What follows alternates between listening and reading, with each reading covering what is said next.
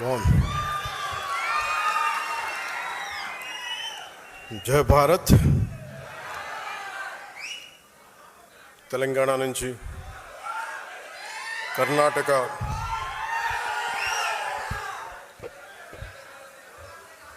Kerala, Tamil Nadu,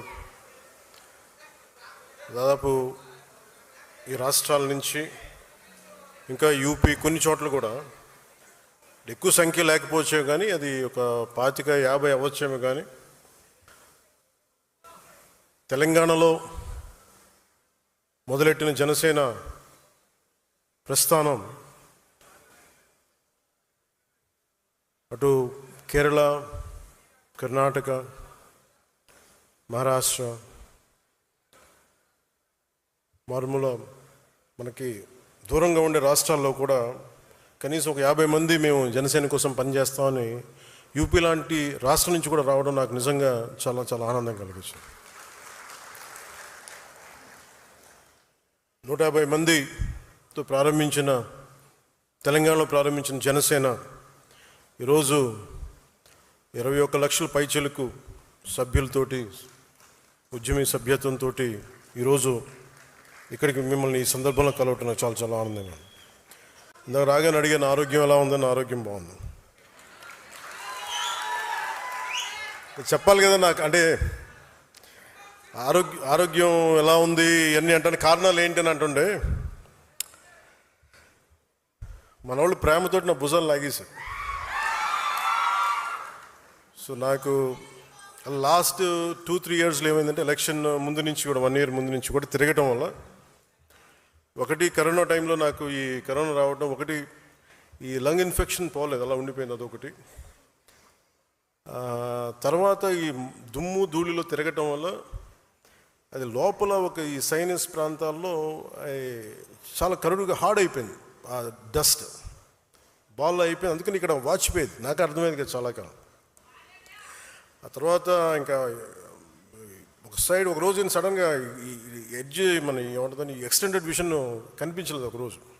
so అందుకని అన్ని programmes మన అంజబాబు గారి భీమవరంలో ప్రోగ్రామ్ ఉన్నా కానీ క్యాన్సిల్ చేసి హైదరాబాద్ తిరిగి రావడానికి దాదాపు 1 నెల పట్టింది రావడానికి. అలాగే మిగతా వచ్చాం కదని చెప్పి ఏంటంటే ఇబ్బందులు ఉన్నాయి అన్నీ చేయించుకుంటే ఈ 2 భుజాల మధ్య కూడా టేర్ వచ్చేసింది. వాళ్ళు అడిగారు ఎట్లా, క్యాల్సిఫికేషన్ కూడా వచ్చేసింది 2 భుజాలు, మన భుజాల్లో ఎట్లా వచ్చింది అని అడిగితే ఏం లేదు, నన్ను మా వాళ్ళు ప్రేమతో లాగేశారు అన్న అని చెప్పి. ఒకళ్ళు ఇట్లా లాగుతారు అట్లా లాగుతారు, అంటే అంతకుమించి నాకు వేరే కారణాలు కనిపించలే. ఎందుకంటే ఒకసారి మధ్యలోకి వెళ్తున్నప్పుడు షేక్ హ్యాండ్ ఇస్తే వదలరు కదా, ఆ లాగటంలో ఎంత బలంగా గుంజుతారంటే కండ తెగిపోయేంత.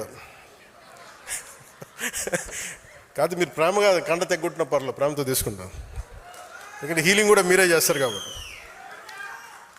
సో ఫర్దర్గా అన్నీ బాగానే ఉన్నాయి. కానీ అలాగే చాలా సందర్భాల్లో కొంచెం వేరంటేరు ఉంటుంది కదా, ఇన్ని జీవితంతో బతికిన తర్వాత ఆ స్పైనల్ ఇష్యూస్ ఉన్నాయి, కంప్రెషన్స్ ఉన్నాయి, ఒక 10-11 కంప్రెషన్స్ ఉన్నాయి, డిస్కంప్రెషన్స్.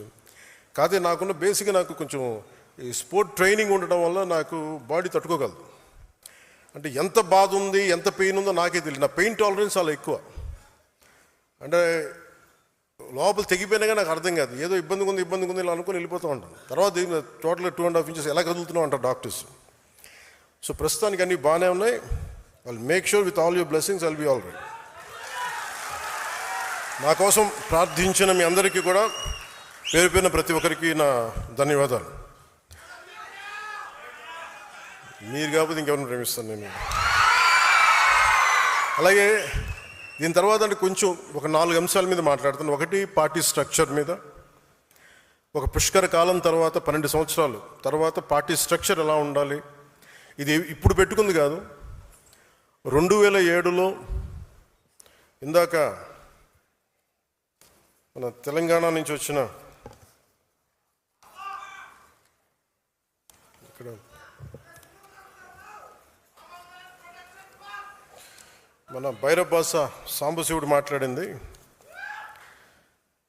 10వ క్లాస్లో చూసి యూత్ వింగ్లో